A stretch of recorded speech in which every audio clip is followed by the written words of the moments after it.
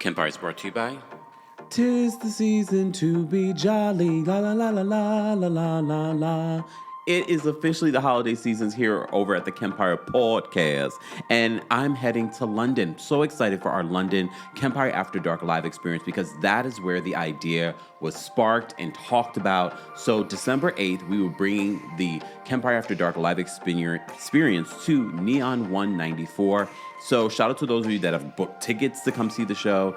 And when I say tickets, I mean airplane tickets. But shout out to all of you in London that will be coming to our Kempire After Dark live experience. I can't wait to talk about the Diddler.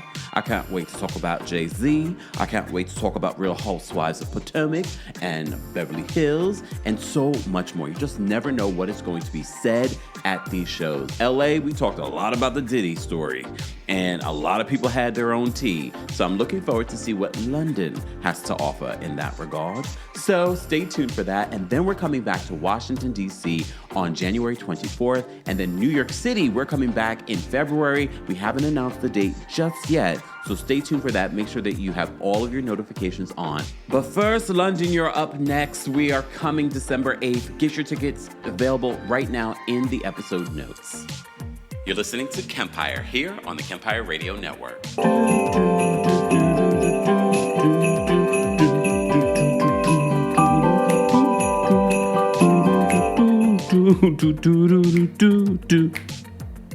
Hey everyone, welcome back to the Kempire channel. Let me know where you are watching from. This is our weekly recap of the Real Housewives of Salt Lake City.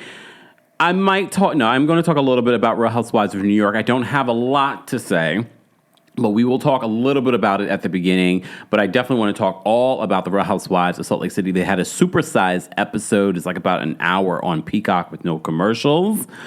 So I want to talk about that so I won't waste a lot of time. Hope you guys had a fantastic Thanksgiving. Happy Black Friday. Are there any real Black Friday deals? If there are, please let everyone else know in the chat. I will highlight them if there are some real Black Friday deals. Maybe Black-owned businesses have a Black Friday deals. I will tell you guys this right now on my CAMEO, you can get it more than half off. So if you really want a Black Friday deal, it's more than half off on the Kempire CAMEO. So if you want a birthday wish, Christmas wish, anniversary wish, this is your time to book a CAMEO for me. All right. So make sure you check that out. More information on the Kempire cameos will be available in the description, along with everything else, including our merch store and our touring dates. We're coming to London literally a week from this Sunday. We'll be live for the Kempire After Dark live experience in London. Ticket information is available in the description, along with ticket information about our Washington, D.C. show that will be happening on January 24th of 2025. So if you haven't gotten your tickets for that, more information on there, on that will be available there. New York City, stay tuned. Hopefully we'll be able to announce that date very soon, but that will be at the top of next year as well. All right. Soraya says, it's okay. Hold on. Let me pull this up. Soraya says, it's okay, Cam. There is nothing to talk about with Real Housewives of New York. It's all Real Housewives of Salt Lake City. Woo, that was a good episode. Mary came through. Yeah, we have a lot to talk about. The fact that I had to watch that more than once, it's a lot. But I watched it because there were things and moments that I wanted to capture and talk about. All right. Tyrese says that Old Navy has 50% off almost everything. Isn't that what they always have? At least the outlet, I feel like, always has 50% off everything. Just saying. Anyways. But look, maybe there are some really good things. Okay, Marlo says, hold on. If you're a sneakerhead, my son got a pair of these Adidas for $30, originally $130, and a pair of Nikes for $25, originally $120 something. Where, Maro? On their website? On their website? Let us know. You know, I don't consider myself a sneakerhead, but I do consider myself, I love shoes and sneakers. But as I've gotten older, oh, damn. Hold on. As I've gotten older, I can't wear the shoes that I really like enjoying. So I wear a lot of like sneakers, like comfortable sneakers, not even the sneakers I really want to wear. And if I do wear them, I can only wear them for a short period of time. Whoa. Whoa, Kempire's feet. So, again, if you're part of the replay crew, be sure to let us know of any Black Friday deals. I know Monday is Cyber Monday. Look, the Black Friday deals aren't what they used to be. Let's be honest, okay? But anyways, Real Housewives of New York City, before we get into Real Housewives of Salt Lake City, I'll say this. I can't believe that we are how many weeks later and we're still talking about the prank. Who knew about the prank? Aaron getting mad at Raquel for calling her out for the misinformation and then saying that Bryn was in on it or Bryn was not in on it. I don't care. Point blank period. I don't care. I don't. Andy, again, you said you hate a prank, but you looked at all of these episodes, you reviewed these episodes, and you saw that for how many weeks we're talking about the same stupid prank. Grown women arguing about some sort of prank. I don't care. I really tried to pay attention to decipher why they were mad at each other, but it's another week of, look, we watch Housewives for some of this nonsensical drama, but this is where it gets ridiculous. I'm watching season 1 yesterday because, I didn't want to watch anything new. I did watch Salt Lake City yesterday, but I was watching season 1 and part of season 2 of Real Housewives of New York, the heyday. They had nonsensical drama, but it felt real. They were fighting over status. They were fighting over this person didn't invite me to, that's real. But here's the thing. So many of these Housewives shows of today, 15 years later, 16, 17, 18 years later, 20 years later, are still trying to mimic these fights from yesteryear. There are other things you could be fighting about. Anyways, so Jenna, you have a hall pass to cheat with Raquel? I paid attention to that. Look, I paid attention to that. Look, I mean, there is an attraction. I just don't think that Raquel's girlfriend gave her a hall pass or is open to that. And honestly, I watched The L Word, and The L Word had some sexy scenes. I don't find Jenna and Raquel, I find Raquel yes, that would be sexy. But Jenna and Raquel, no. Y'all really want this to be The L Word, and it's so not. It's so not. Please and thank you. Get off of my screen. And look, I still like Jenna. Look, at the end of the day, Jenna has achieved a lot to aspire to, a lot of, very aspirational, fine. But at this particular point, I wish Jenna came and did one season and left. I wish she just did one season and left. Uba says she never really heard about fibroids and things like that. I appreciate the conversation about fibroids because it affects black women and women of color at an alarming rate. I learned I forgot what it is she mentioned in the scene that I didn't realize. Oh, she was talking about the medication that you could possibly take, but then she couldn't get pregnant. That was one new thing. I've been talking Housewives for a long time, so I've heard about fibroids. Look, I also have, black women in my life, so I've heard about fibroids. So I appreciate the conversation, but again, she's talking about Oliver and how Oliver's such a sweet man, and Oliver says, even if we're not able to have a baby, I love our life together. That is fantastic. But Oliver's not here on the show. Hold on. Let me pull up.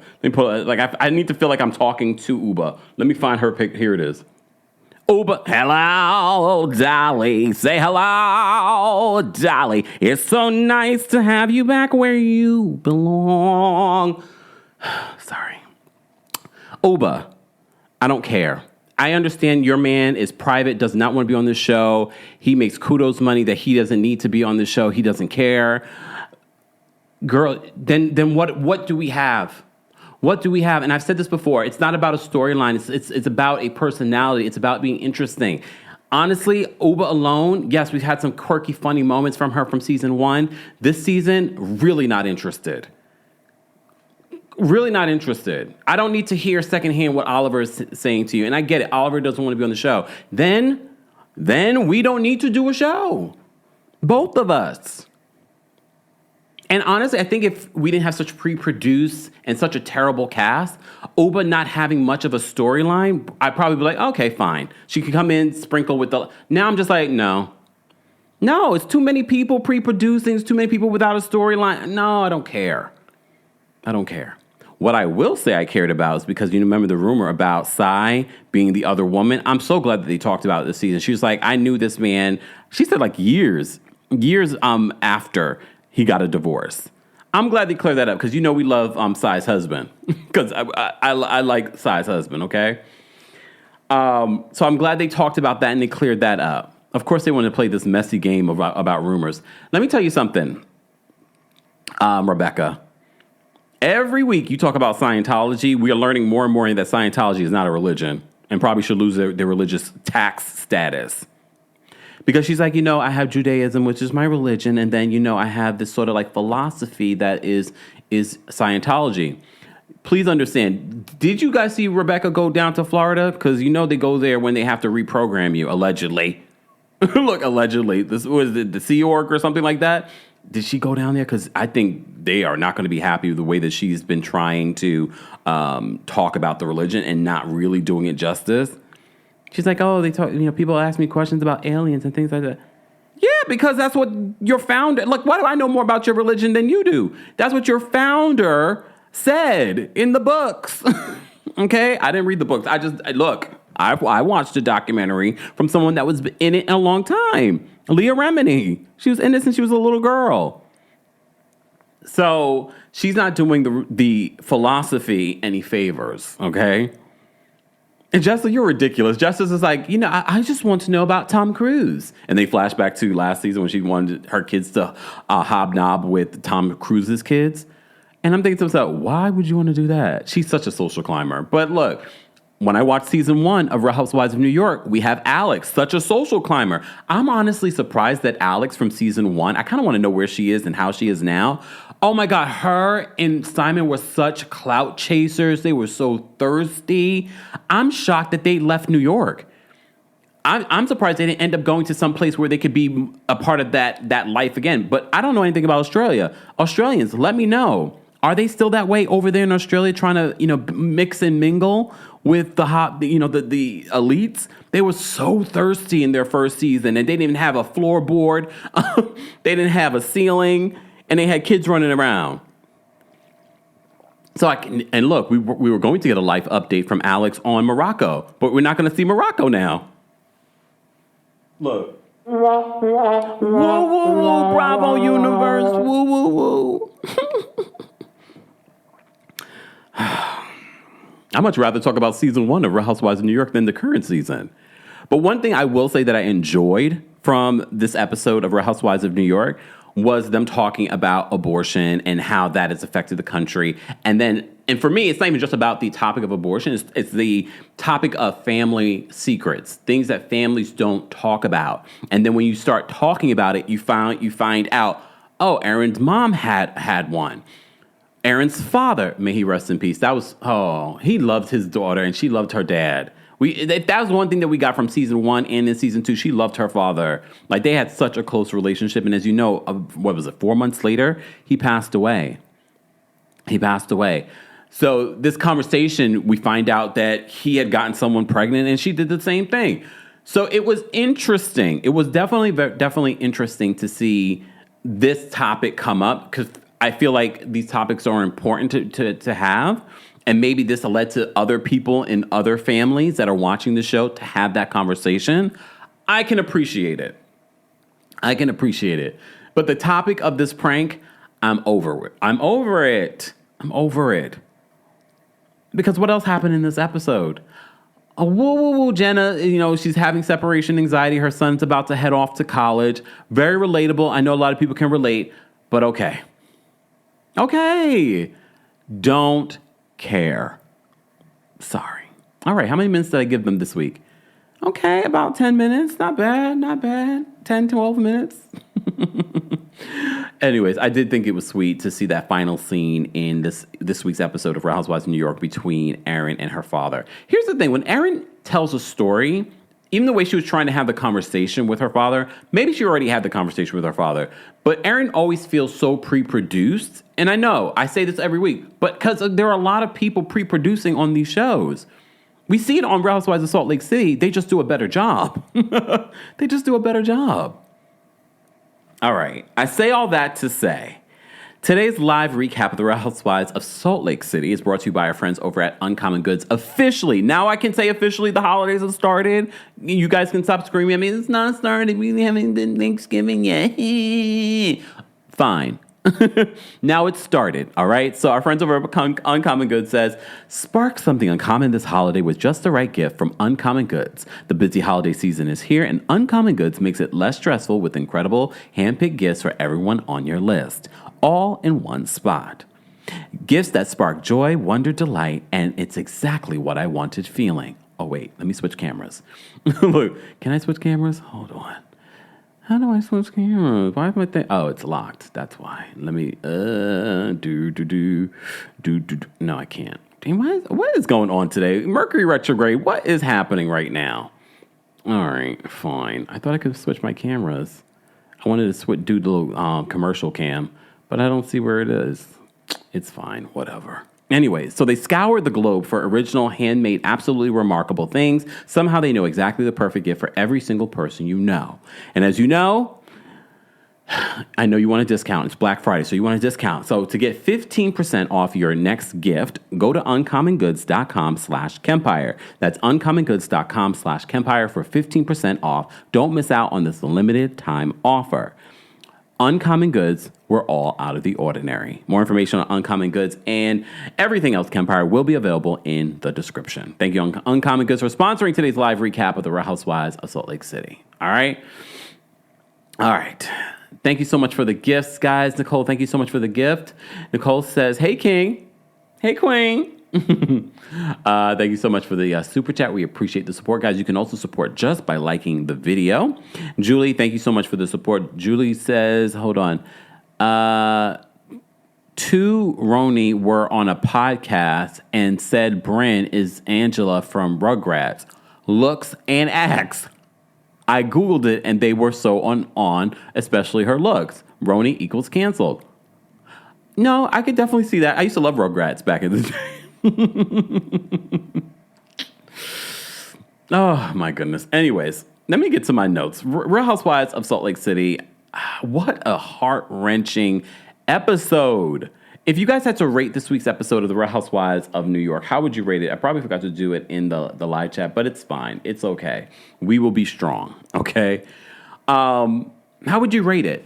Okay, so Heather and Whitney is the first scene that we get, and they're planning this sort of like camp day with the ladies, and they're inspired by Troop Beverly Hills, which was one of my favorite movies growing up.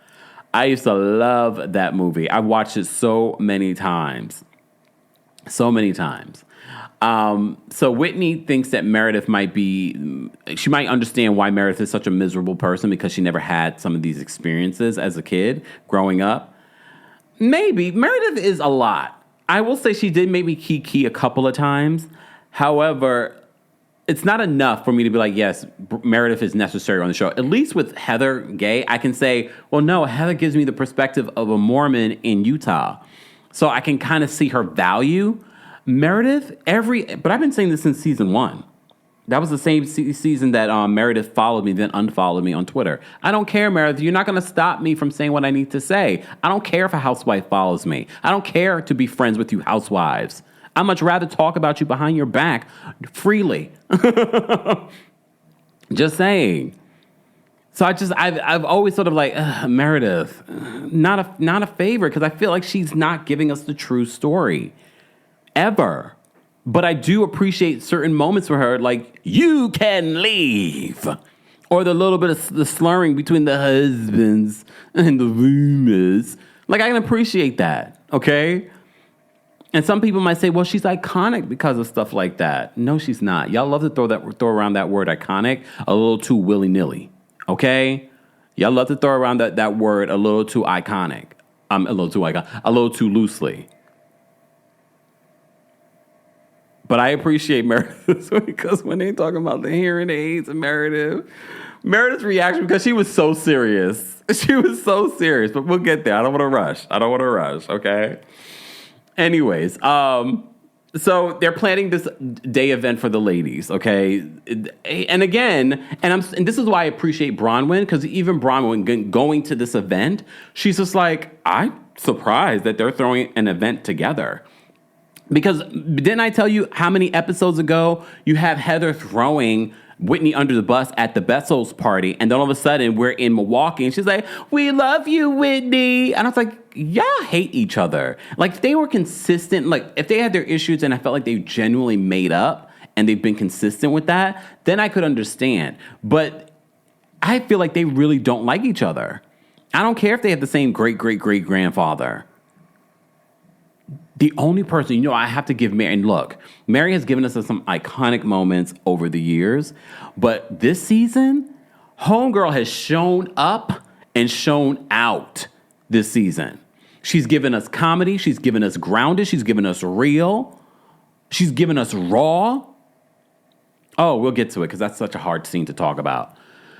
Speaking of Mary, so Mary checks on her son. Her son doesn't respond, which kind of worried me. I don't know about anyone else, but the fact that because we know what he's going through, the fact that he didn't answer the door, I was like, and she's not even sure if he was home or not. I think he was home. I think he was just high. Okay?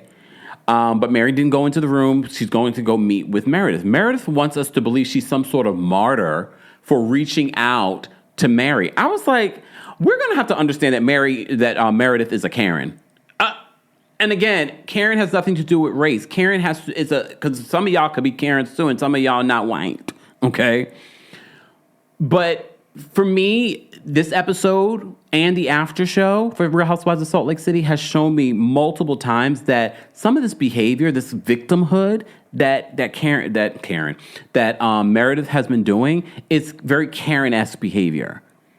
Because she feels like that Mary should fall at her feet. The fact that she reached out to Mary after getting kicked out of the house. She didn't get kicked out. And I love the fact that the producers play back the video and it's clear. You see Mary yelling at Angie and yelling at Meredith. Please stop. If you're not going to stop, you should leave. She didn't kick you out. She said, if you're not going to stop, you can leave. But again, you were screaming, so maybe you didn't hear that. Very understandable. But she had to make it all about her. Oh, I don't stay where I'm not wanted. And then she's like, because she went to go meet with Mary at this art exhibit. And so she's there and she's waiting. And she's like 40 minutes. Mary is 40 minutes late. So she's like, she decided to reach out to Mary. Oh, even though she didn't have to, she decided to reach out to Mary to see what's going on with her. All right. She says that Mary came yelling at her. And I was like, Mary was yelling at you because you were yelling in her house, her place of worship. Okay? Some people are very sensitive about stuff like that. I remember Dr. May she rest in peace. Dr. Maya Angelou talking about people not cursing in her home, gossiping in her home. Some people are very, and Mary, remember, Mary's the head of a church. So I wouldn't be surprised if she's like, you guys are not going to do that in my house. And she's like, if you're not going to stop, you can leave. She said it to both Angie and to Meredith. Okay? So Meredith says in this moment, she's like, Mary was yelling at her and picking on her. Picking on you? Picking on you? What? Okay. She says she's being the bigger person. I feel like I'm being the bigger person. By inviting Mary to this museum to have a conversation. Okay, fine. Okay. So that's when we see Mary is on her way. She's getting ready, but she went to check on Robert Jr. He doesn't answer. She's like, okay. But then Mary also says about Robert Jr., she says that she's hoping and praying that his issues will go away. This is when where she's starting to kind of set us up for talking about his issues. Okay. Mary says Mary's an hour late for meeting Meredith because she's going to meet Meredith in Park City. Look, if we're not from Utah, we have no idea what traffic is like in Utah or Salt Lake City or how far Salt Lake City is from Park City. But apparently it's far. And Mary points that out. She's like, she's always renting in Park City. It takes like an hour to get there. So before Mary gets there, Meredith FaceTimes her son. Her son says to her, why are you FaceTiming me? The vocal fry. I would just hope. Here's the thing. Can I just say this? And this is not just for Meredith and her son. It's people in general, because I always find it so interesting, especially because I've recently seen this too.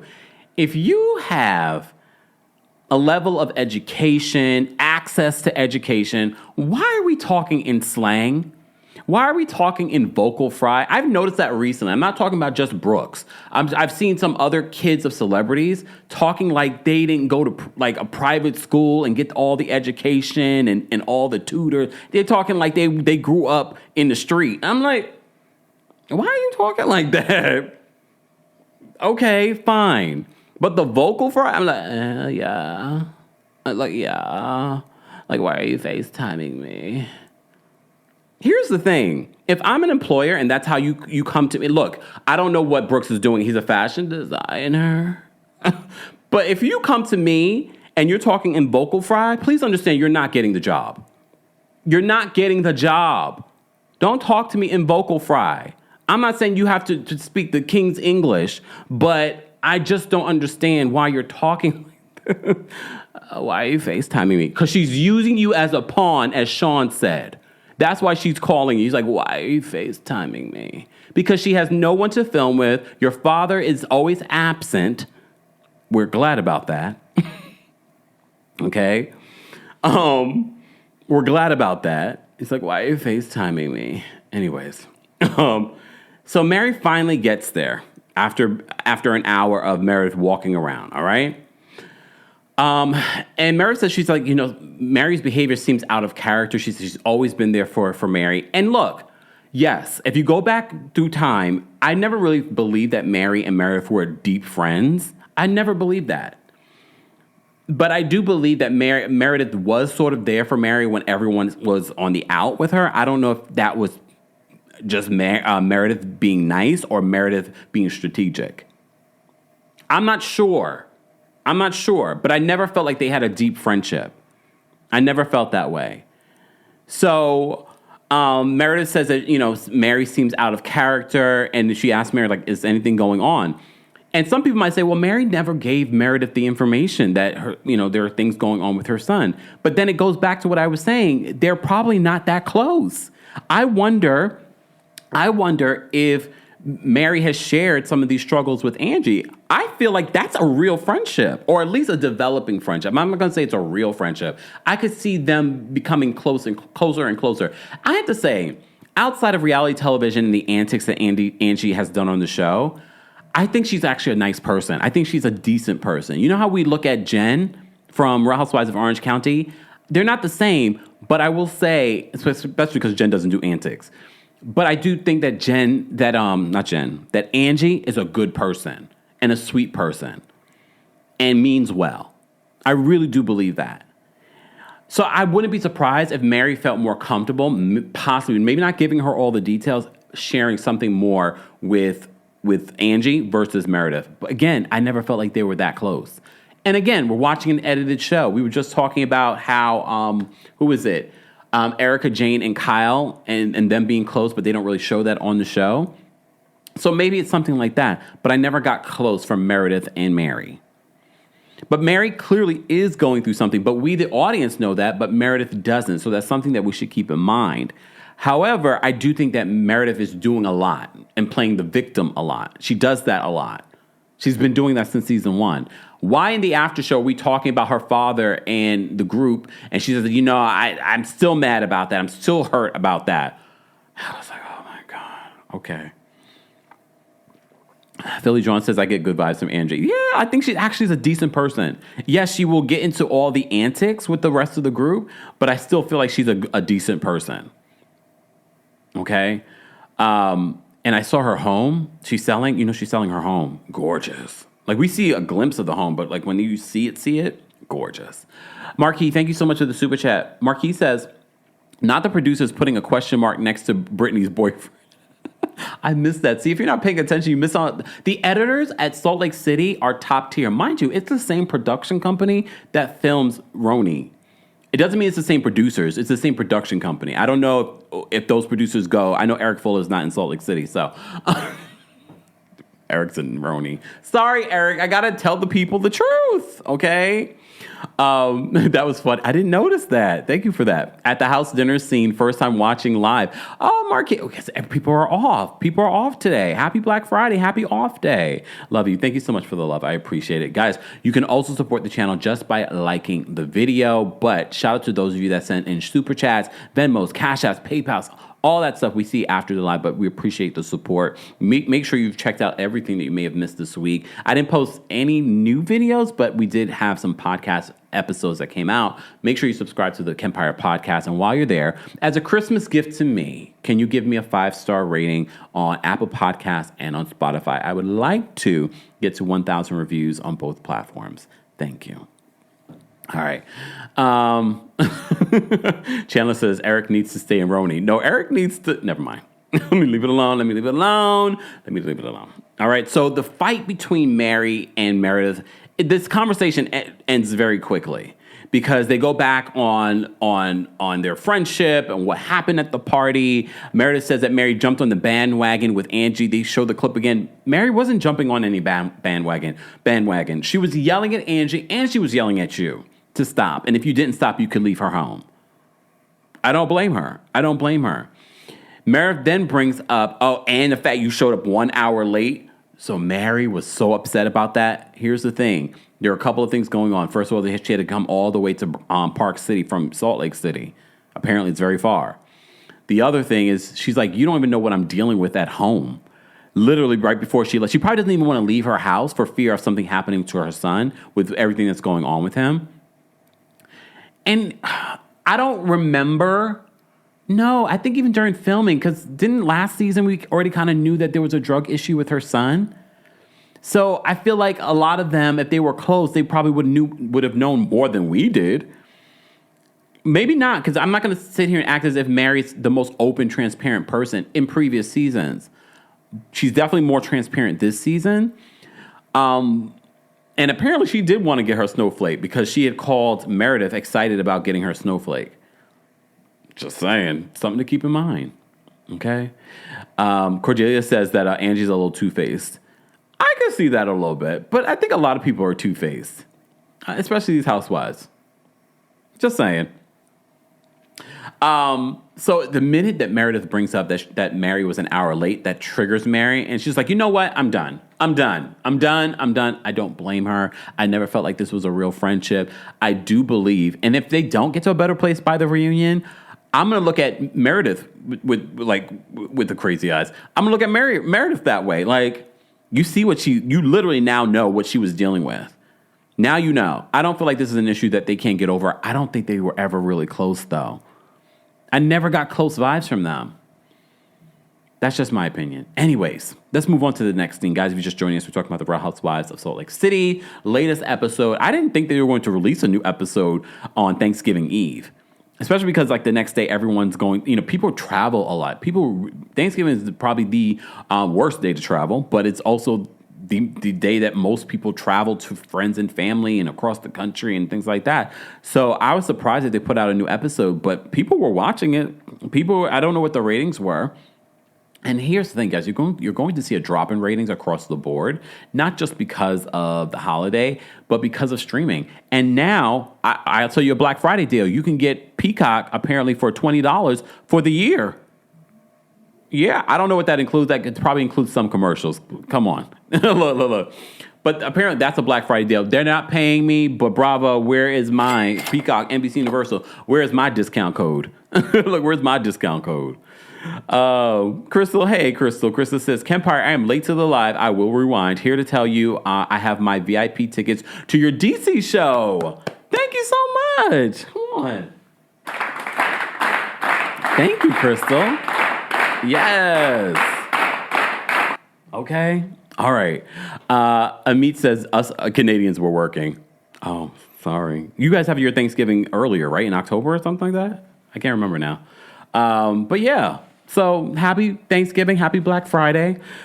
All kinds of deals are going on, okay? But I'm kind of glad, though, despite it being on Thanksgiving Eve, a lot of people tuned in. I don't know what the ratings were for this week, but a lot of people are definitely watching the replay on Peacock and things like that. As I mentioned before, Peacock is having a Black Friday sale. For those that may have been considering getting it, there you go. K-Baby says Peacock needs to live stream the Housewives shows to get those ratings up. Well, no, I think what's happening, people are watching it on Peacock. That's why you see even Beverly Hills ratings are down, at least by like 300,000 viewers. Like they normally average 1 million. I don't think that's a bad thing. I think what's happening, people are watching it on streaming now. Okay. Lil Renee says, yeah, Peacock, I started at $199 a month. They are always reasonable right now.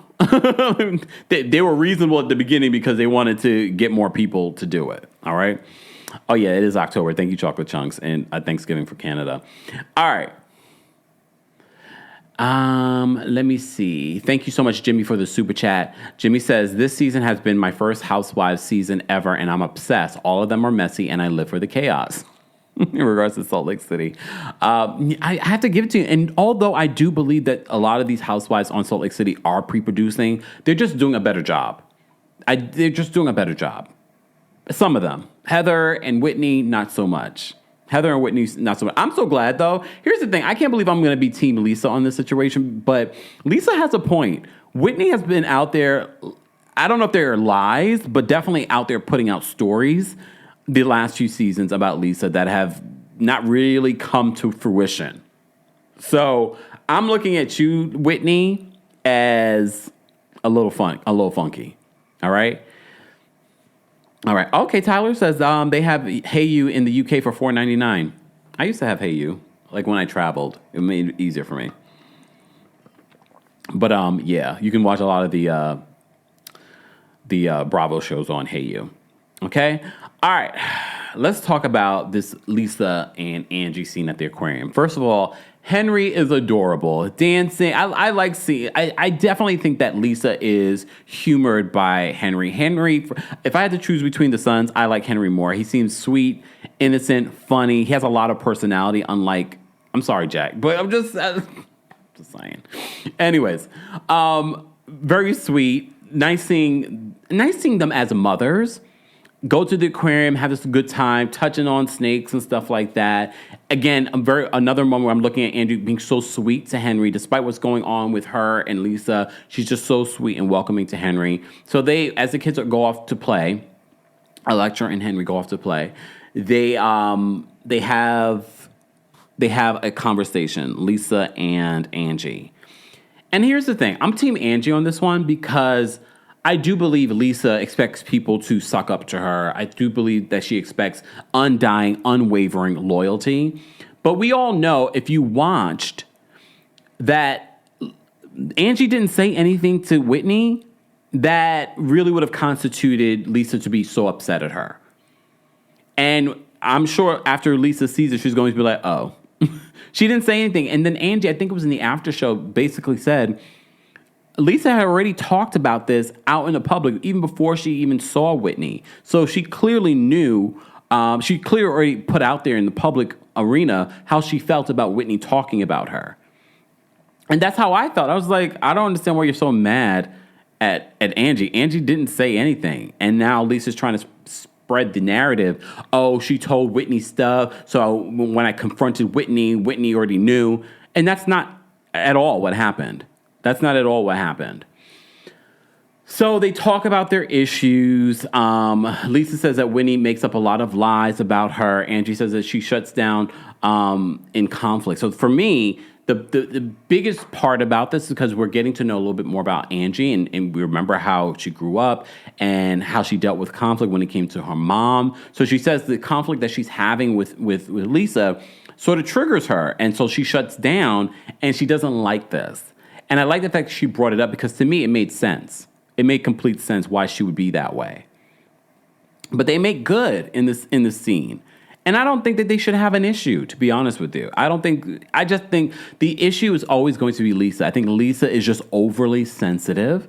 I think that Lisa is, because honestly, if Meredith had cursed about Lisa the same, hold on. Look. Hold on. Got me. Meredith can go f*** herself. I'm done with her. Because I'm not a f***ing whore and I don't cheat on my husband. Her and her dumb f***ing family that poses. Why don't you own a house? Wait, you can't. Because your husband changes jobs every 5 minutes?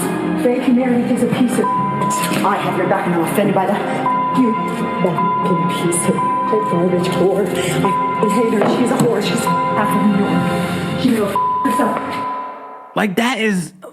If the tables were reversed... Lisa would not talk to Meredith again. Lisa we call her cybersecurity. Lisa would be calling her 18 lawyers to figure out how she could sue Meredith for saying those things about her. So I'm going to sue for defamation. I'm going to sue for... she would be overly dramatic about it. But if the tables are reversed, Lisa's not going to, she's not going to feel the same. I just find that to be interesting, the way that she's trying to hold other people accountable for things that if the tables were reversed, she would be livid and she would hold a grudge. Just saying.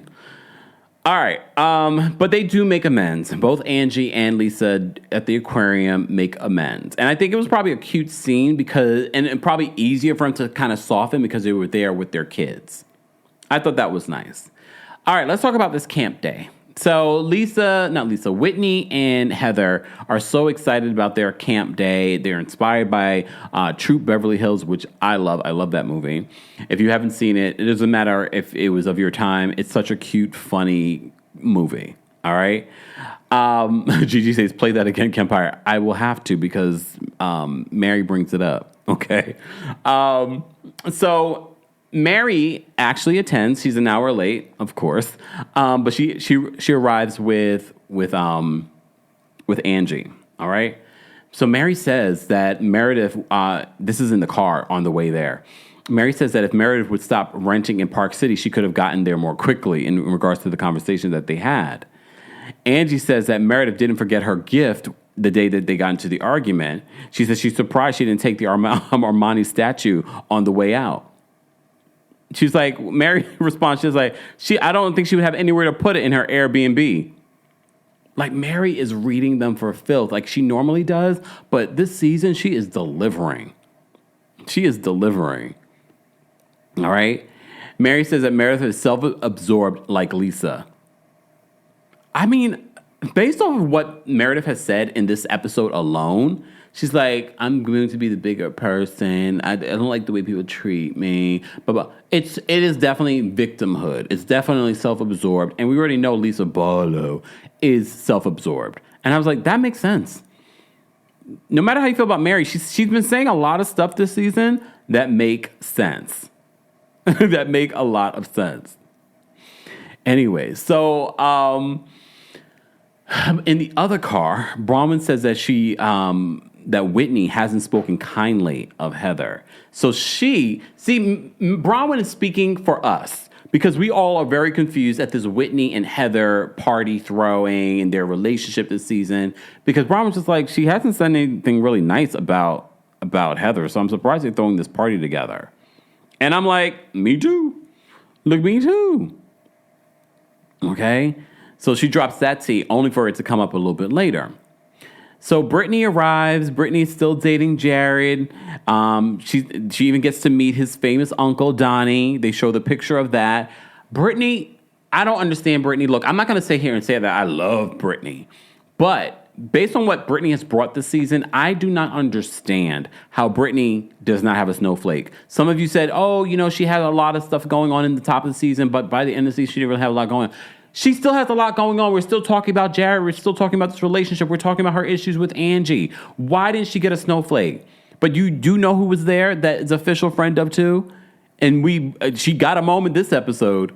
Miley, beautiful. But that's about it. She got a little, sound bites in this episode at this group thing. But other than that, we got nothing. You guys could have gotten rid of Miley. You could have gotten rid of her salary and just paid Brittany to be a full-time member.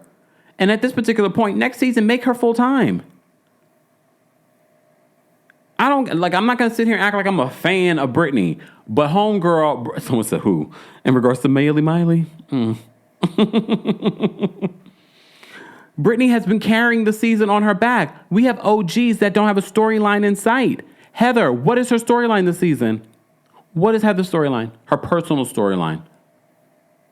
Look, I always say you don't need a personal storyline if you're an interesting person. She's not that interesting. I appreciate the information she gives us in regards to Mormonism. I appreciate that.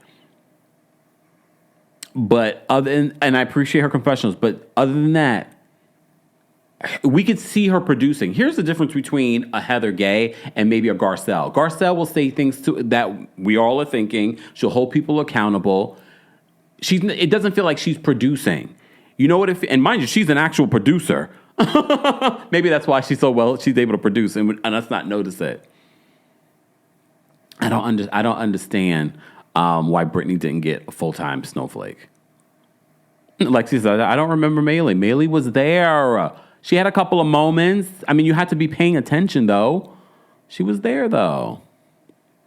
Hey, Elle Singleton. Elle Singleton says, yes, Brittany has an interesting storyline. She's authentic. And she's kooky and funny. Like, she's perfect. She fits in perfect with this crew. Let's be honest. She fits in perfect with this crew. Ethereal Epiphanies says, Heather's storyline is not trusting Bronwyn. And mind you, we can't trust you. Okay? Anyway, so Brittany's still dating Jared. Fine. Brittany says she admits, I'm dating 10 guys, but 3 I'm dating seriously. And then she talks about I'm doing it BYU style.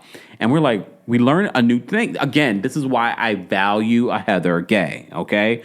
So she teaches us about soaking. So penetration without motion. And then she says, if you go to the elders of the church, they will ask you 3 questions. Was there thrusting? Was there pumping? Or was there an orgasm? If you say no, no, no, they're like, go right with God. You're fine.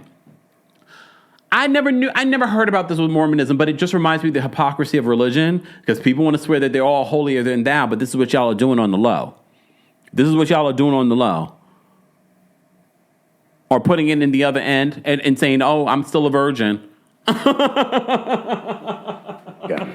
Meredith can go herself. I'm done with her. Because I'm not a whore and I don't cheat on my husband. Her and a dumb family that poses.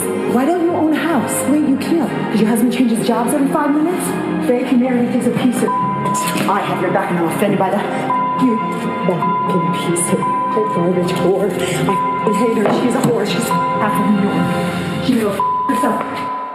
Here's the thing. When I have my daytime talk show and Meredith Marks comes on it, because she'll come on it, because she'll go to the opening of an envelope. She'll come on the daytime talk show and I'm going to play the scene, but I'm going to actually have the video footage. And I'm like, so how are you still, look, I don't care. And look, how are you still friends with a woman that says these things about you? And who are the men here in New York? Because I know you said you're here in New York a lot.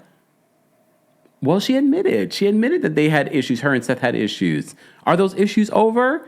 No. I don't get it. I don't understand it, but fine. Look, fine. But on my daytime talk show, look, she's going to sit on the table. We're going to be talking about something. Sit on the table. Sit on the in the chair. We're going to talk about something completely different. And then I'm like, so Meredith, you and Lisa have had issues over the years. Okay? And you seem to have found your way back to each other. But let me tell you something. There is no way in hell I could get over this. Play it, John. Look. Got it. Meredith can go herself. I'm done with her. Because I'm not a whore and I don't cheat on my husband. Her and a dumb family that poses. Why don't you own a house? Wait, you can't. Because your husband changes jobs every 5 minutes? Fake Meredith is a piece of I have your back and I'm offended by that. You fucking piece of garbage whore. I hate her. She's a whore. She's half of New York. She can go herself. How do you get over that, Meredith? And like, teach us your ways, because I need that level of forgiveness, Meredith.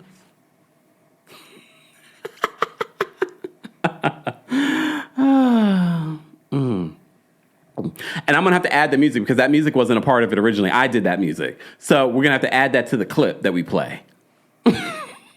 I just wonder how Meredith is going to... This is going to be Meredith. She's going to... For those that are watching this on YouTube, those of you that are listening, you'll have to watch the YouTube version. Meredith's just going to be like, well, forgiveness. Forgiveness. That's how we do, We got to... we've moved past it. It's just... we had years of friendship before that, and she was upset, and, All right. All right. Fine. Okay. All right. She's been able to move past it this season. Anyway, so okay. So let's get through what happens at this party. All right. We learned about soaking. Never heard of that before, but we learned something new. Angie, though, brings up Brittany being upset about the bottle of wine, but then tells us that Brittany thanked her for the bottle of wine later. I was like, oh, here goes another nugget that comes out of the woodwork. And then Brittany tries to make it seem like, oh, well, I felt like, you shouldn't have did that. Come on, Brittany. Come on. So Brittany doesn't just have issues with with Mary. She's got issues with Bronwyn. She's got issues with Angie. Why didn't she get a full-time snowflake? I'm going to send her a DM. Why didn't you get a full-time snowflake? I'm going to send her a DM. You don't know me, but why didn't you get a full-time snowflake? It's just not making sense. Anyways. I'd much rather have her have her on my daytime talk show than Meredith, but than Heather, than any of the other women. Definitely not going to have Maylee on there. I'm going to put up right behind me when Brittany comes on the daytime talk show with a missing sign for Maylee. Have you seen her, Brittany? Have you seen her? We need to know.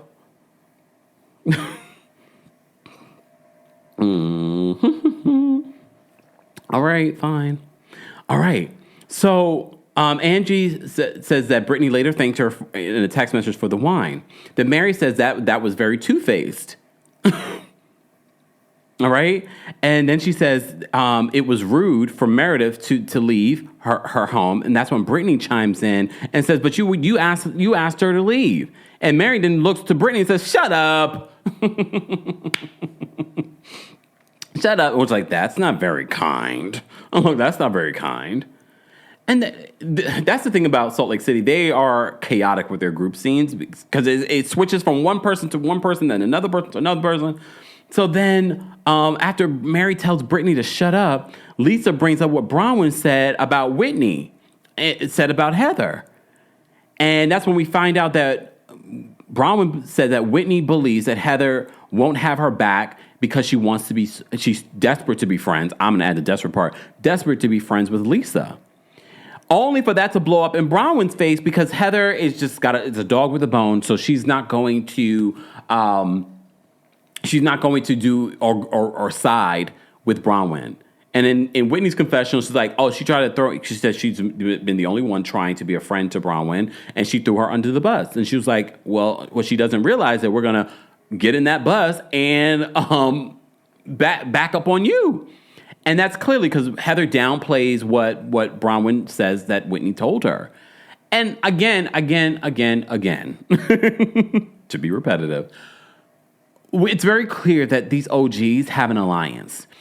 Heather and Meredith have an alliance. It looks like during the season, Heather and Whitney decided to have an alliance and have each other's back, and it probably happened right after the Bestels party. I wouldn't be surprised if Whitney went to Heather like, we need to have each other's back this season. Or production told them, you guys need to have each other's back. No one is interested in bad weather arguing the season. So I wouldn't be surprised mid-season or at the top of the season, production told them, the network told them, no one's interested in you guys fighting. We need you guys united this season. And for us, we're like, this doesn't make sense. She was literally throwing her under the bus before. Anyways, so Bronwyn thought that would land. It didn't. However, I appreciate Bronwyn pointing it out because we all felt that way. But Heather and Whitney they're like, nope. We're going to have each other's back no matter what. And normally I'd be like, that's normal. They're cousins. But no, like we've seen cracks in this relationship. And it's probably over television.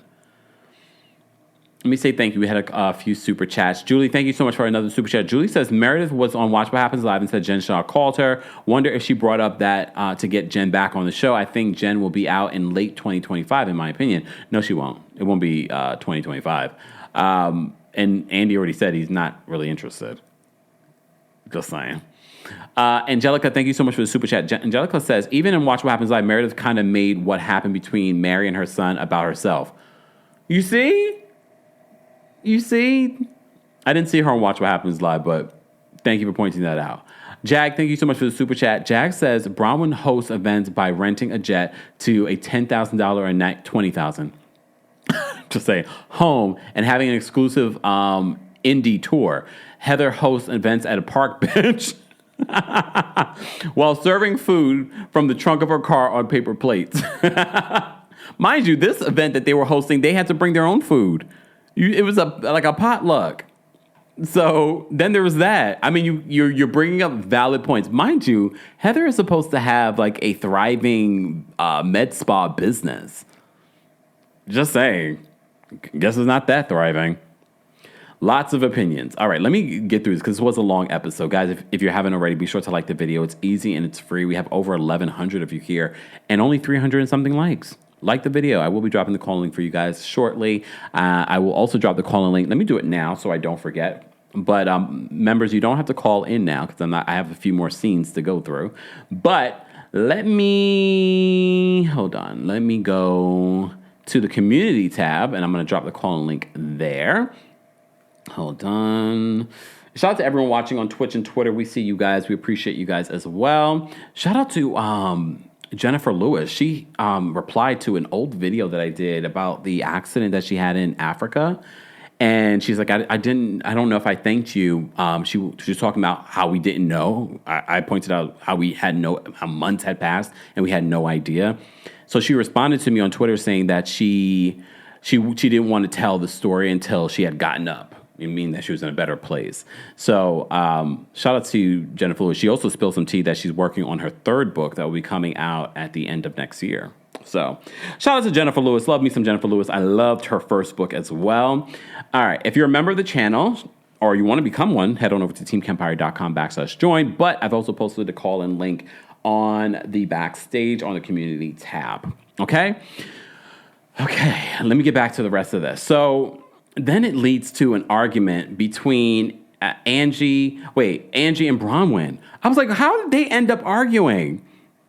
And it was over about what was said about Elisa that time that Angie, Bronwyn, and Whitney met up. And they rolled back the tape. I have to say, Bronwyn is a real one. Like, she has not been caught out in any lies. Like, she really, is probably the only forthright person in this group. And then when they play it back, it really was mostly Whitney trying to say some stuff about Lisa. And then, we saw Angie sort of like, Lisa will do this. But we also see that Bronwyn's like, that has not been my experience with Lisa. So it ends up turning into this argument between Angie and Bronwyn. And I'm like, where did that fight come from? I like them getting along, but I don't think it will last. Hopefully not. And this is where Angie says, well, maybe you should borrow. I'm sorry that I didn't really find what Angie said funny, but Angie says that maybe you should borrow Meredith's hearing aids. Here's the thing, though. It was Meredith's response that made me laugh. I was like, oh, damn. Meredith says, well, that's kind of offensive. Well, that's kind of offensive. She's like, we're making fun of people's impairments now? Wow. I was like, it was the way she said it that made me go, oh, shoot. That's the thing about Meredith. Is that enough to keep Meredith on the show? No, Meredith could be a friend of the show and make those kinds of comments because she has nothing else really going on. But when it was Meredith's response to the hearing aids comments, and look, I think anyone with sense gets that Angie wasn't making fun of anyone with an impairment. She was trying to be clever and point out that Bronwyn, you can't hear me? Well, maybe you need to borrow her hearing aids. But I get it. Meredith probably felt offended in the after show. Mary says, it was like a 2-for-1. You got Meredith and you got Bronwyn. Meredith's response now, wow, that was kind of offensive. It was. All right. Then this turns into a fight between Lisa and Mary. So for those that didn't know, there were rumors, okay, that Lisa and Mary had a big fight this season where Mary used the R word. I'm not going to repeat the R word, but we had heard recently that they were going to edit that out. They're not going to completely get rid of it because it wouldn't make sense later in the season. But this is why Real Housewives of Salt Lake City editors are top tier, because a lot of us probably would not even notice that more was said or that something was edited out. what they left in was enough for us to be like, oh, there was some issue between Lisa and Mary.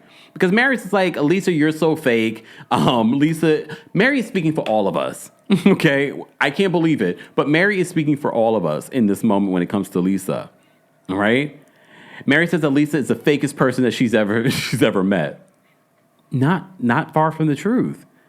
So they end up getting into it, and then they start talking about fashion. They're arguing about fashion. So Mary brings up that she wore her Fendi outfit to her party. And she's like, I got it from my buyer. I was in the front row when that was on the runway. I was there with Sarah Jessica Parker and blah, blah, blah, blah. Lisa, you are so new money, and it's so obvious to me. Sidebar, I did see that for Watch What Happens Live in Miami, the Bravo Fan Fest. Homegirl, according to a source, was in seat 17 something.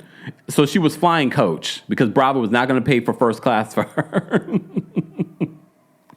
I was like, more and more I see that Lisa wants to act as if, I'm not saying that Lisa's poor, but Lisa wants to act like she's a lot richer than she really is. She really wants to act like she's richer than she really is. So she says that, Mary wasn't at the front row. Mary wasn't at the front row because Mary doesn't leave her house. Let's be honest. And when she does leave her house, she goes to Vegas to spend time at her other house. She would come to New York for her other house, but I think she sold that other house that she had here in New York. Okay? So maybe it's that. Look, maybe it's that. So I think if Mary wanted to be front row at anyone, Mary's probably like me. Like, I don't want to be, like, I get invited to places all the time. I'm like, I really don't want to go. I'm not interested. Don't want to go. It's not important to me. Fine. Okay? Exactly. Jennifer says that Lisa is a tryhard. She is. And it's so obvious. She's so nouveau riche. Come on. All right? High Vibe says that Lisa is Teresa Giudice. Well, here's the difference between Teresa and Lisa. At least Lisa's like name brand stuff is real. Just saying. That's the word on the street. So there is this fight between Lisa and Mary. Again, they edit out some of the offensive things that Mary allegedly said. I'm just going to say allegedly because no one's ever confirmed that. Okay, that was a rumor. But Lisa brings up her buyer in Milan, Danny in Milan. She did post a picture of Danny. She spelled it D-A-N-I, and then later in the same tweet, she put D-A-N-N-Y. I was like, oh, okay. So she posted a picture of some random woman that we're supposed to believe is Danny, her buyer in Milan.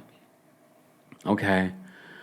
And then Mary brings up what Lisa said about Meredith. She's just like, I don't understand. Like, she's bringing up facts. And I know some people are like, well, that happened a long time ago. They've moved on. Here's the thing, though. How do you move on from this? Go. Meredith can go herself. I'm done with her. Because I'm not a whore and I don't cheat on my husband. Whore. Her and a dumb cheat on your husband. Poses. Why don't you own a house? Wait, you can't. Because your husband changes jobs every 5 minutes? Fake Meredith is a piece of I have your back and I'm offended by that. You fucking piece of garbage whore. I hate her. She's a whore. She's half of New York. She hates her. She's effed half of New York. Like, she said that with her full chest. How do you get... Mary points out, like, you said this about your friend. Okay. All right. Speaking of Meredith, in the next scene, Meredith hosts Shabbat. Brittany brings Jared over there. Not sure if they're together or not. Fine. Bronwyn's dress and shoe bag that she had, gorgeous. She brought the Todd father with her. Meredith's kids, Brooks, has a conversation with Heather about soaking, and then we learn a new one, jump humping. So apparently you have a third person there during that whole soaking situation. You people that are so super religious that do all of these antics just so that you can be right with God, and then you're so judgy of other people. Come on. Look, come on. So they had that conversation. During the after show, Lisa does talk more about John Barlow and him finding his biological mother and things like that. So she tells the story more in depth. They talk a little bit about it in this scene. And Lisa really took more of the reins of finding out more about this, connecting the dots. So she says in the after show, John did meet his biological mother and her new husband, not his father. And this man kept on bringing up how he was a bastard child. So she gets emotional in the after show, like she feels bad that she forced him to kind of, go and do this. And I was just like, ooh, like that's the real story that we need to get into. Maybe they'll talk about it during the reunion. But I was just like, okay. I was like, there's a lot more to that situation. I'm glad I got to see the after show where she talked a little bit more about it. But she did say that John was traumatized by the experience. Oof, a little rough. So Todd, the Todd father, reveals that he had the NSA, not the NSA, National Security, do a background check on Bronwyn. And before you guys get all excited, like, oh my God, how could he do that? Some of y'all need to do background checks on the people that you're dating. But I get it. Not everybody can afford one. Okay, come on. You don't think these people that make a certain amount of money get into these relationships aren't doing background checks? Some of them probably should have. That did not make me pause. I was like, good. I already told y'all, when we talked about Love Match Atlanta and we were talking about matchmaking, things like that, those matchmakers do background checks on the people that they're matchmaking with you. That's why I said when I decide to get in a relationship, if I decide to use a matchmaker, yes, run that background check. Make sure the credit score is good too. Just saying. I didn't think anything of it. I was like, this man invented the Palm Pilot. Yeah, of course he did. He did a background check on her and found nothing. Only thing he found out was about everything that happened with her, with her kid and stuff like that. Just saying. Pace URL says, right, Kempire, people need to do background checks on their future mates. Yeah. And more than just Instagram. People are fronting and lying on Instagram. So just say it. You got to do a background check. I've never done one on someone I was dating yet. But please understand, if you're dating me, we're gonna run those numbers. Okay? We're going to run those numbers. Just saying. Jack says, Todd is smart. And here's the thing. Before my review, I did see a couple of comments about, oh my gosh, Todd from this episode. I was like, what did Todd do now? So I thought maybe in this episode I would end up hating Todd. I was like, nope. And even when Todd tells her to cease and seckle, he didn't say that. He's like, don't say that because Bronwyn is talking and she says that she can be a real snarky curse word. And I try to make out what she said. I think she may have said, see you next Tuesday. And some people are really triggered by the word see you next Tuesday. Okay? Some people are really triggered by that. And he's probably like, remember, he's old school. I'm not making excuses for Todd or the Todd father, but I am. He's old school. And that's what happens when you're dating an older man. There is going to be that sort of dynamic where that's a little daddy-like. Okay? So I'm not surprised. Honestly, though, if I was at the dinner table with my boo, and he was extremely, like, no one's being vulgar. We're at a religious thing. This is Shabbat, y'all. Keep that in mind. This is Shabbat. We're at a religious thing, and I'm just dropping the see you next Tuesday word. I'm not sure that's what she said. She said something. Oh, Amit said that's what she said, see? Look, Kay says she said it. See? You think that I'm probably going to, I probably would nudge my partner, like, don't say that. Don't say, look. We are in a Shabbat dinner. They just said the prayer. Come on. She's a little vulgar. All right. But she didn't seem swayed by it. But apparently you guys were like, oh my God, Todd is so controlling. Todd is this, Todd is that. No.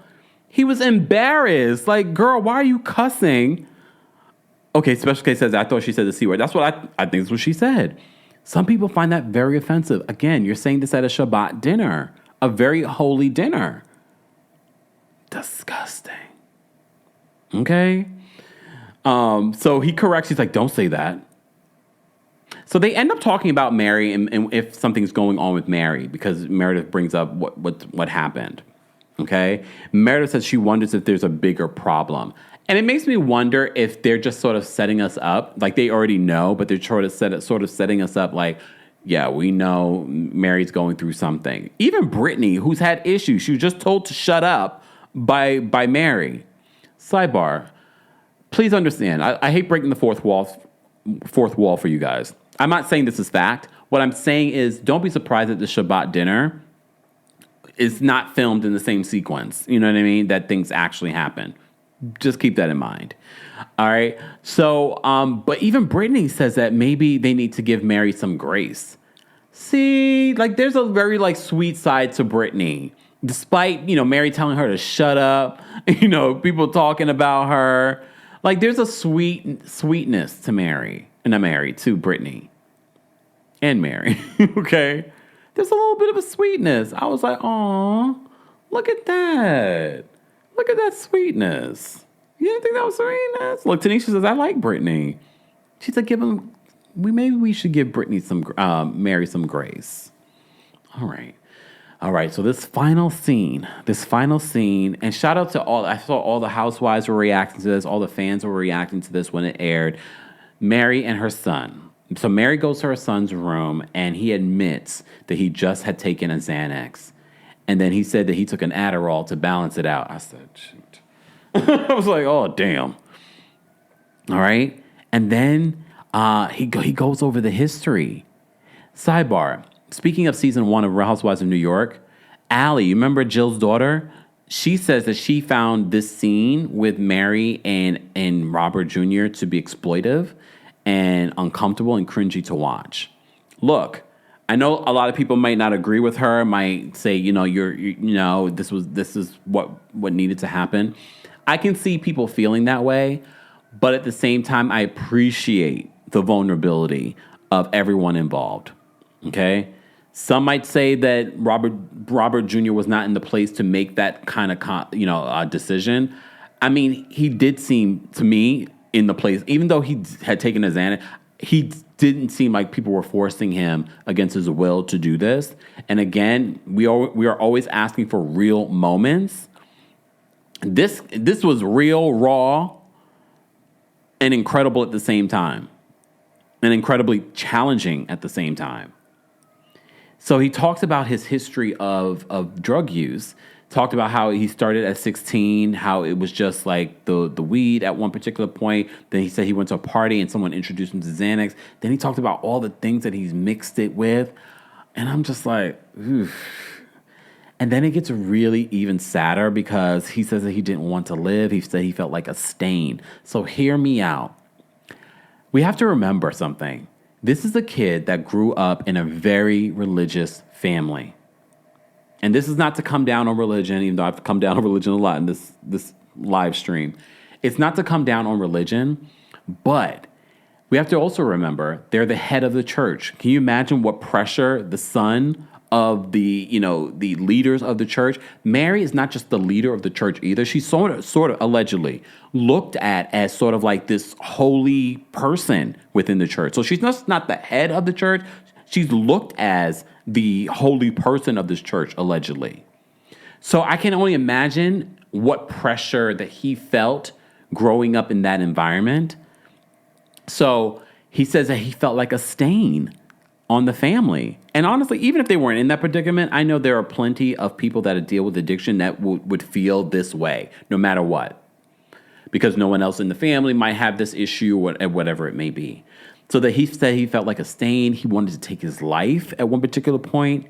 And Mary is getting emotional. She's like, you know that would kill me if you weren't around. She says that she was not happy before Robert Jr. And I said, Robert Sr. was probably like, excuse me? She then, this is only Mary Cosby could do this, make us laugh in such a serious situation.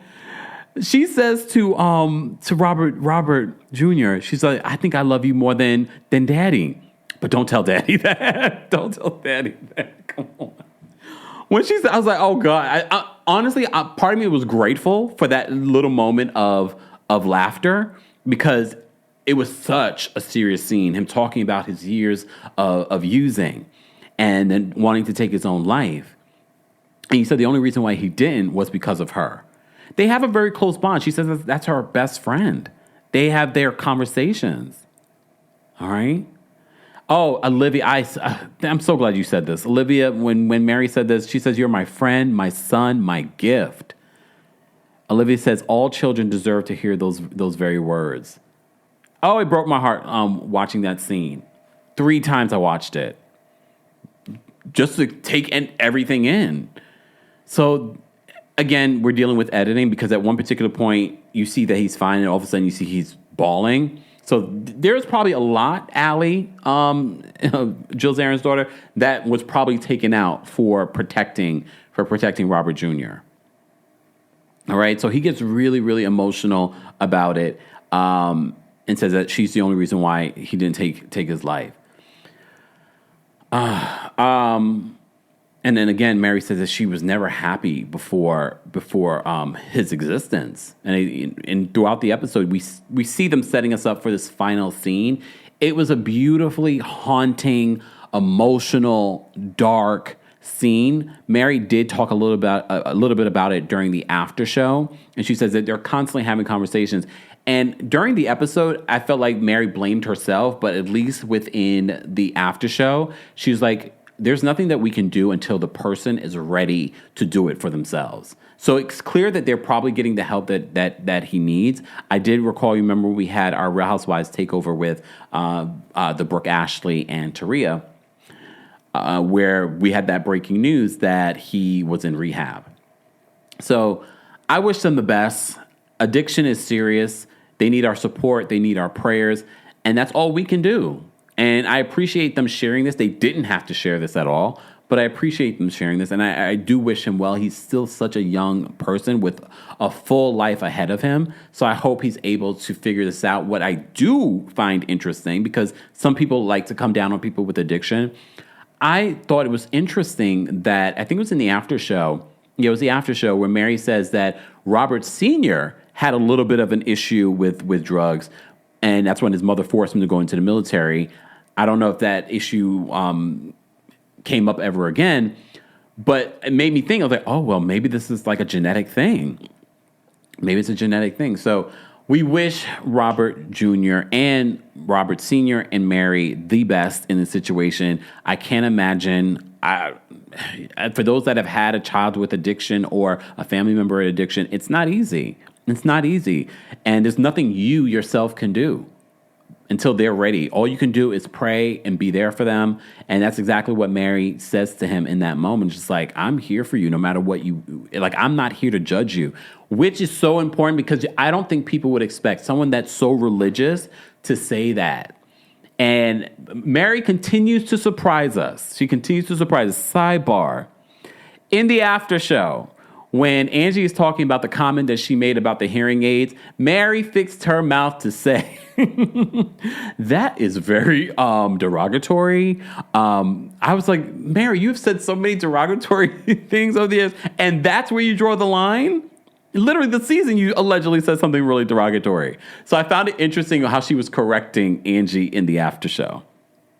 Anyways, I say all that to say, I enjoyed this episode. It was hard to watch, but I enjoyed it. And look, Real Housewives of Salt Lake City is having a fantastic season. I did see that our friends over at OMFG Reality TV on Instagram did post that they're changing the time for Salt Lake City. I think they're moving Salt Lake City to the 8 o'clock hour, and they're going to be putting on that new show. What is it called? Something for Sale at Salt Lake City, or SLC. So that will be coming on, I believe, at 9 p.m. Or I might have that switched around. But either way, note that there will be a time change for Salt Lake City. So make sure you check that out. You're welcome, Bravo. Like, why am I doing y'all dirty work? Anyways, let's get to some calls. I want to go check. I want to leave the house and go look at some on Black Friday deals, even though I don't like being around a lot of people. But I'm going to go look, all right? All right, I'm going to be in London. Guys, don't forget the Kempire After Dark live experience is coming to London on December 8th. And we're working on something special, London creators, or we want to pick my brain. We're working on something special. So get your coins together. Stay tuned. I was hoping to be able to announce it today, but no. It is what it is. But if you are in London, want to be in London, or will be in London, December 8th, we'll be at Neon 194. Ticket information for that will be available in the description. And, of course, meet and greets and VIP tickets are available for that. And I'm coming to Washington, D.C. on January 24th, 2025. Inauguration week, I know. Woo-hoo-hoo. But I'll be the light at the end of the tunnel, okay? I'll be the light at the end of the tunnel. We're going to have a good old time in Washington, D.C. yet again. Go get your VIP tickets. Go get your other tickets, whatever it may be. I will see you all in Washington, D.C. on January 24th. More information on the Kempire After Dark live experience will be available in the description. And I hope to announce New York City soon. After this, I'm going to reach out and just make sure that we can confirm that. So hopefully I'll be able to announce it soon. All right. But that will be at the top of next year as well. All right. All right. Guys, don't forget to like the video. Let's get to 500 likes and I will drop the call link for the general audience. But we already have quite a few people backstage. If you remember the channel, we've posted the call-in link on the community tab here on YouTube. Shout out to everyone watching on Twitch, Twitter, and on TikTok behind the scenes. We appreciate you guys being here. Nora says, Kempire, what's the scoop on Coach Shah and Monica? I don't know. You tell me. Look, you tell me. Okay. Let me take a sip. All right. Shout out to everyone watching on Twitter. I see some of your comments now. Storm says that one of the most powerful scenes from any Housewives show. I've seen that comment a lot. Let me see. Nick says she's tragically desperate. Oof. Look, oof. Okay. All right. Members, we're going to take some callers backstage. Hayat is backstage. Hayat, what did you want to share about Real Housewives of Salt Lake City? I'm first. Yes, hey, you are, madam. Thank you for being a member. Thank you. I hope you're well. Yeah. I love how I'm going to talk about Salt Lake and nothing about New York. But about Salt Lake, I found it so weird. Well, not really weird because Heather wants to die on this hill with Bronwyn. That she had a problem with them doing Todd doing a background check on Bronwyn, but all of a sudden he's supposed to be a smart businessman. Why wouldn't he get a prenup? Like, maybe he didn't get the prenup because he got the background check, Heather. Have you thought about that? Just saying. It was very weird. But Heather was being, honestly, really creepy and weird on that after show that they did in Miami. I don't know if you caught it. No. Andy brought up, I'll tell you. Andy brought up Mary's situation. And all Heather really had to say was, I thought it was compelling TV. That was gross. It was really gross. And then we had Meredith that was busy making it all about herself on that show as well, saying how I wish she told me about it because I had a family member that blah, blah, blah, blah, blah. Can you just be there for her? Your own son on that FaceTime said, there's something off. Maybe ask her about it. Anyway, so thank you, Kempire. Thank you, Hyatt. Take care. All right. So Nora on my TikTok said in regards to Monica and Coach Shah, Coordinator Shah, Heather, hold on. Heather said that they kissed. Monica is suing Heather now. Wasn't she was suing her for what? Defamation? Okay. Monica, stop. Girl, you already lost one of the lawsuits. Let's move on. Pay it off. Do something. All right. Let me bring up Nicole next. Nicole, what did you want to share about Real Housewives of Salt Lake City? Hey, Kempire. How are you doing? I'm well. How are you? I'm fine, thank you. I'm not even going to talk about Salt Lake City. Oh. I'm going to talk about the abortion stuff. Let's not use that word, though. Okay. Okay. Let me know if I need to talk in code. I say abortion. I watched too many friends of mine, never been in a molestation, but I watched them where they suffered. And this is times right now is changing. It's very important. Women's rights issues. And so when I'm seeing the women that's co-signing on it, like really, like the thing I want to say, abortion. I'm not going to say the whole thing because I'm going to protect your channel. I watch women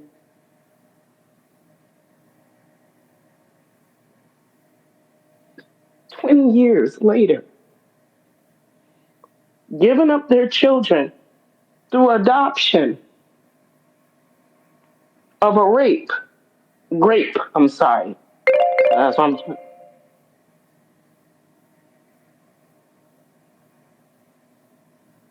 Nicole, did we lose you? Are you there? No, I'm here. And what I see with Mary from Salt Lake City, she's glowing.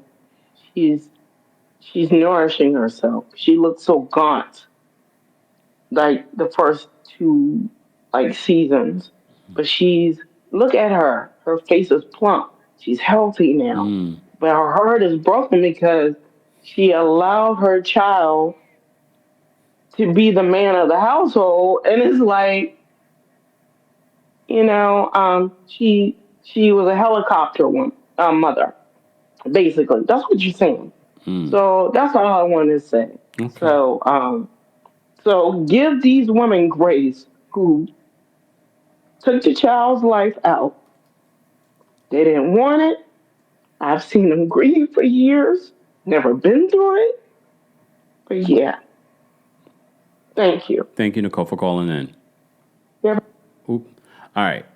Guys, I just dropped the call link for the general audience as well. We're taking calls from our members. We're talking about the Real Housewives of Salt Lake City. O'Shea's backstage. O'Shea, what did you want to share about Real Housewives of Salt Lake City? Hey, Kempire, how are you? I'm well. How are you? I'm well, thanks. Side note have you been watching Andy's live shows? Andy's? This past week? No. The Watch What Happens live. No, I missed the Fan Fest stuff. Oh, okay, then never mind. He has some fresh filler though, so he looks good at least. But anyway, I was going to say something about Meredith. Because they brought up Mary's and the son situation, and then she started talking about herself and how she went through the same thing with her nephew and why Mary didn't come to her about it because she'll be able to help her. I'm like, are you that self-involved that this is now about you? Like, can we let people have their moments? Even a lot of people online were saying this humanized Mary and stuff. I'm like, what did you all think about her before this? It's, I don't know. You don't need to see someone broken on TV to see them as people or to sympathize with them. This is a show. These are people No. But that's all combined. Thank you so much for calling in, O'Shea. Bye. All right. Let me stop that. So here's the thing. I can see two sides of this. I didn't see the clip of Meredith talking about, what she's gone through. But remember, she did talk about her family member that had struggled with drugs and things like that. So again, it's just a reminder to me that Meredith and Mary never really had that close of a friendship. They pretended on the show, but I don't think they were ever really that close. But I could see Meredith being a good resource when it comes to issues like that, because she did go through something like that with a family member. She did talk about it on the show. So, I mean, if anything, I hope now that they can, because I think Mary's going to need not just support, but also tools and recommendations for places for Robert Jr. to get the help that he needs. All right. We have Nasser's backstage. Nasser, what did you want to share in regards to Real Housewives of Salt Lake City? Hey, Kempire, how are you? I'm well. How are you today? Good. The Black Friday sales are pretty good in Soho if you're going shopping. Oh, note to self. I hate Soho though, but I like Soho. It was good. I like Soho as an area, but shopping. Oh, it's all the tourists. Anyways. Sorry, but that was my little side note for you. But just to get into Salt Lake, I don't know. I'm starting to think maybe I'm old. I'm co-signing everything Todd does. Maybe I'm old and grumpy too. Because I've done a background check. I've done a background check on someone I've dated. I will look your credit report up. I will get your transcripts. I'm going to confirm. I'm going to get your W-2s as well. I'm going to confirm that income. I'm sorry. People be lying in these streets. You've got to do what you got to do. It is what it is. I'm sorry. What do you want? I wouldn't want to be at dinner at a table with these ladies. They're annoying. Leave Todd alone. Leave him alone. He's just older. I'm old too. We're the same. It's okay. I co-sign Todd. I don't know. Side note, on the other thing, Meredith gives me grifter vibes. I can't explain it. Everything's very questionable. And that hot mic moment, I feel like Lisa knows more than we will ever really know about Meredith. I don't know what. But let me just do the other bit real quickly. So I want to talk about Mary. it is a big deal that her son had access to Oxy 30 just as a healthcare professional. That is insane. That drug is so powerful. One tablet can do an OD on you. Oh. So for me, I was shocked that he had access. He was talking about doing 10 tabs a day. It broke my heart. Like, it is very addictive. It is very scary. You have to be careful when you have money, when you have access to these things. It's just, watch your children, please. This was a very vulnerable moment. I disagree with Ali. I don't think they were exploiting. I don't think it was inappropriate. I really feel that this was Robert's cry for help. I really feel it was him just kind of like letting everything out and showing like, okay, I think I might be ready to get help now. And I sobbed like a baby. I sobbed like crazy. No. Mary was real for this. I really, felt her pain. I always felt Mary was human, but I just feel that we have to be honest. There is an addiction issue in America. Yeah. There's a huge problem of how prescription drugs are filled. That medication you can only get through a prescription. So I want to know what doctor's prescribing. Like, I'm thinking about other things. Yeah. Like, who's prescribing this? What pharmacist is filling this? No. Just because of my background in this field. This is why I'm worried about teenagers nowadays. They're not just smoking weed and drinking. This is scary. Like, they're losing their life. We have so many overdoses and accidental overdoses. We've got to do a better job. Definitely. So that's all I want to share. Wait, before you go, how in the hell are you doing all these background checks on people? Tell us your ways. So I work with an attorney that has an investigator that does this. Oh. And also when you get a matchmaker, when they do it, you also do yours. Because if I'm paying you to do your job, I make sure that you're doing it too. There's a lot of scammers out here. Yes. Like, you have to make sure who you're dealing with. So yes, and that's for every ladies. I'm older. In your 20s, do this mess. In your 30s, I don't care who you're dating, unless you knew them like their parents when you were in high school. You always and do even that. then, you don't know. True. You never know nowadays. All right. So wait, have you ever found anything crazy based off of a background check? Yes. Okay. So one guy had, oh my God, I don't know if I can, this was a couple of years ago, but I'm not saying his name, so I'm not releasing anything. No. Had a charge for something with a minor. I'll leave it like that. Oh, hell. I'm sorry. Yeah. So I should have known because he was always talking about how young I looked because I'm older. And I was like, yeah. And he had an eviction on his record, on his credit report. That was the other thing. But, those were the two. The criminal background check and the credit report helped me with that one. Yeah. Well, damn. So are you still in the dating world, or have you settled down? No. I'm dating. I'm not starting again until 2025. Oh, you're taking a break for the holidays. So I moved back to the East Coast. Okay. I'm around family now. I just got settled. I've been here for 6 months. Oh, back okay. to the game. So slowly, I'm starting up with the matchmaker, and I told them, you got to do things thorough. I don't play well. In full disclosure, what I do for a living, you have to be extra careful what somebody does. Oh. Like what somebody is. I have to be very, especially someone who has substance abuse history, certain things, because of what I do, I have to be very careful. Makes sense. Yeah. Yeah. Well, Nazar, we appreciate you being so damn transparent. I tell too much of my business. I need to be quiet. But yes. No, because you're going to help other people. You're going to help other Yes, people. I mean, some people, look, Allie said that about Mary and her son, but no, you're helping people. Yes. Thank you for calling in, Nasra. Oh. Bye. Thanks. Bye. Josie. See, y'all have more interesting stories than these celebrities. I don't want to talk about these celebrities. Let's talk about the real tea, the real life stuff. We need a dating show. Anyways, Ellie's backstage. We're going to take Ellie, we're going to take Miss Bernice, and then we're done. Okay? All right, because I got to get out of here. I want to go get some Black Friday sales, and I hate the fact that it gets darker earlier. Anyways, let me bring up Ellie. Ellie, what did you want to share? Hey, Kempire. Can you hear me? Yes, can you hear me? Yes. Oh, my gosh. I had a similar story as the previous caller, but I didn't do a background check. I just had to look for mugshots in the area because he said something that made me think he was on probation. And then Wait, so what I did was he like, say? well, let me look it up. Wait, Ellie, what did he say to make you think it's on probation? I don't remember. It was something of like a mention of an officer, but not like police officer or it was something about like ownership of the officer, like my officer or something like that. Like if he was assigned, like my probation officer, but he just said officer anyway. And then I looked it up and it was Where'd similar. you look it up? I searched for mugshots in the area, his name and all the different areas that I knew that he lived in. But I didn't do background check because I didn't even know you could do that. Thank you. I'm going to look that up just in cases. But speaking about Mary, I was... Wait. Hold on. I'm sorry. I'm very invested. Did you find out the charge? Yeah, I was indecency with a minor, but it didn't... a minor under 16. And that was the offense. And then it said that it had his mugshot. It said the dates, da-da-da-da. And then you go on the registry and you confirm. Oh, damn. Oof. Isn't that crazy? That's crazy. And it's...